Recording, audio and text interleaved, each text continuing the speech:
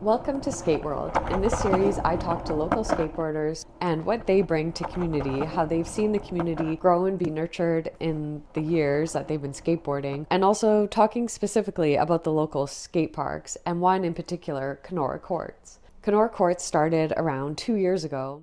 A driven space in Edmonton, a DIY skate park that is welcoming to all. Community members saw an unused space and saw an opportunity to create something there, create something for the whole broader community. So in this series, I talk to the incredible community members who have had skateboarding mean so much to them, and they in turn have offered so much back to the community. So let's take a look at the DIY skate park that is Kenora Courts, and in general, what skateboarders have to say about Edmonton, the growing community here. And I hope that listeners find these stories in Skate World that they really show the growing inclusivity and growing nurturing of different people, different styles. Edmonton is becoming a really special place for skateboarding now. There's community groups that bring women and LGBTQ+ riders together. The interviews will also highlight the exploration of the world of skate culture and the beautiful emblem of friendship, identity, and community that it actively provides. So in this series, I talk to people and I specifically look at Kenora Courts. No matter your skill level, your ability, or your connection with skateboarding, whether you've been skating since the 90s, whether you just picked up a board yesterday, whether you're just admiring the skate photography and community gatherings that happen at these skate parks,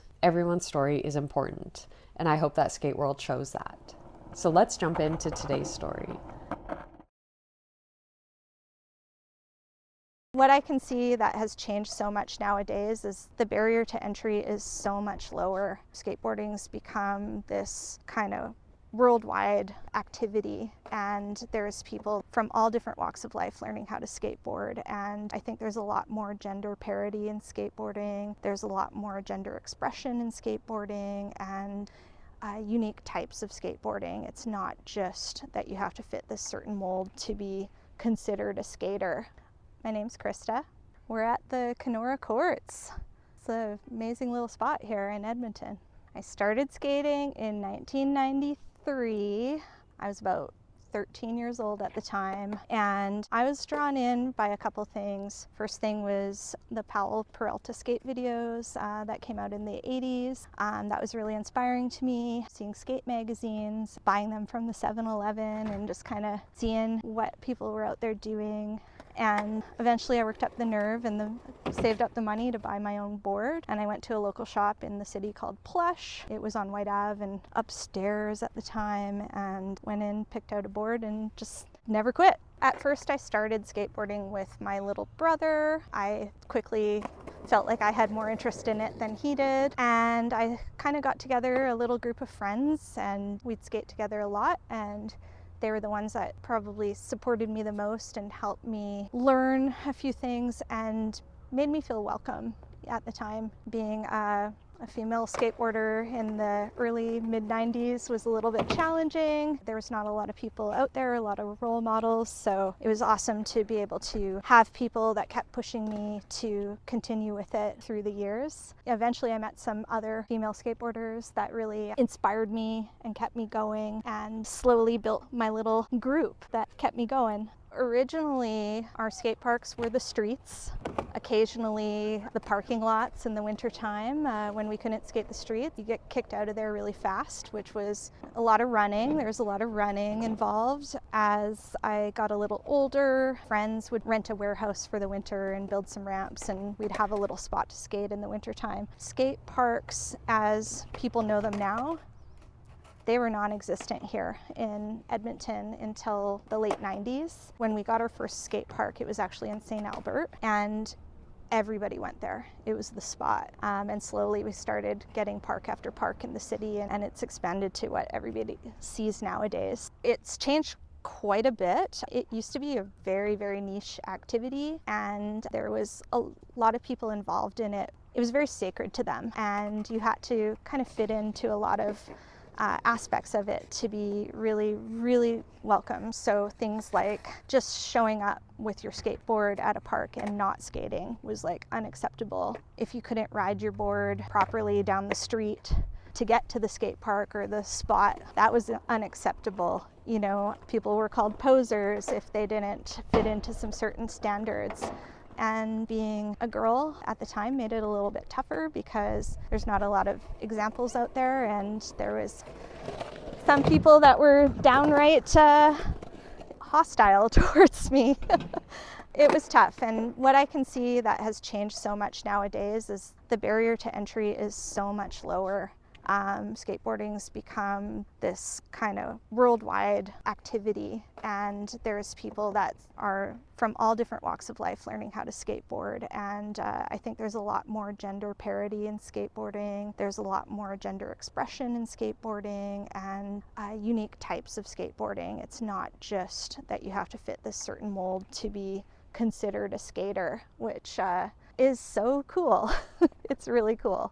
When I started skateboarding, it was all about how many tricks you could do, and there was a certain line of progression that you had to learn. So you had to learn how to ollie, you had to learn how to 180, shove it, kickflip, and so on and so forth. You had to really work your way through a certain level of tricks. And the type of skating that was super popular when I was younger was like stairs and handrails, and people throwing themselves down 10-stair handrails and stuff like that. And I was definitely not going to do that. I had a lot of fear about that type of skateboarding, and that kind of felt like your one way to get in. There's a few oddball skateboarders that were accepted at the time and had their own unique bag of tricks, but they were considered kind of more technical skateboarders, and even in that scene you had to fit a certain mold to really be considered good at skateboarding. So nowadays what I see is that there are people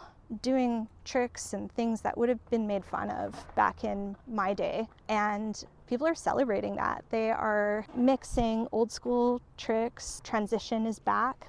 There was a time where vert was considered dead, right? So vert was dead. So vert is a very steep ramp that has a part of it that's completely vertical, and it was popularized by people like Tony Hawk and Christian Hosoi, and that type of skateboarding had a really big, it was called dead in 92, 93.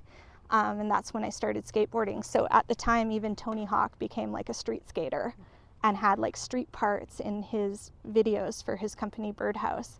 And it was really interesting because slowly that came back with the X Games and stuff like that. But nowadays, it's you can mix your transition skills, your unique tricks that people do that are kind of non-ollie tricks, like no complies and things like that. And you can do the stuff that people were doing back in the 90s. It's just everything is acceptable. You don't have to fit a mold to be on a certain skate team or anything like that. People are using social media to really show their skateboarding more. I think that's really opened things up to see how many different styles you can have and how it's all good. It's all an expression of skateboarding. So that's something that I really applaud and really appreciate nowadays. I think the generation that I grew up in, it was all about the skate company and the team that company built. So some of the big companies at the time that I was younger, there was Powell was kind of an older company that was really big, but there were companies like Zero and Toy Machine. Those companies had a certain style, and you had to really fit into that. And they had amazing skateboarders, but there's a lot of sameness, and then if you go over to companies like Plan B or Girl Skateboards at the time, they were doing their own thing that was really unique too. But again, it was, you have to fit the vibe. You have to be the type of skater that fits in that. So it was a really tough place for people maybe with unique tricks or unique styles to fit into. There were people that made it past that and, had really successful careers, but I just think it's so cool nowadays to see just all these things that, other people would have considered oddball or strange be considered super good skateboarding. Skateboarders are pretty spoiled nowadays, we've got a lot of smooth skate parks and transitions, and I think there's a lot of kids that maybe haven't even made it out of the skate park and done some street skating and stuff like that. So this is more the type of vibe of skate park that I grew up with, definitely like homemade ramps, and we would build our own boxes or have somebody weld a rail for us back in the day, and we would carry that thing around places and skate like wherever there was smooth cement. So to see something like Kenora, where this is like, not only the community has accepted it and they're willing to let this stuff be here permanently in the summer, and the fact that the ground's not totally smooth and the ramps are, some of them are falling apart, all of them are built by skaters, which is really cool to me. I love that, and I think Kenora is like, it's a gem in this city, and I really hope that it is something that stays in Edmonton for a really long time, and we continue to be able to add things and make things fun here. McKernan's a really interesting story because it was like a play pool, like a water pool for kids, like babies and stuff like that back in the day, and those kind of went out of fashion. They weren't as safe. So how McKernan started was skaters went there because the water was drained out of it, and it was like a smooth spot, and it had like, you know, little things that you could ollie off of and do. So it was like a sacred spot to skateboarders. Eventually there was a project that they knew they were going to tear down the old park, and it became like pretty rough. And that community league was like really pushing to put a skate park in there for a long time, but it was very difficult to get that going. Eventually there was like enough funding raised and donated to make that happen.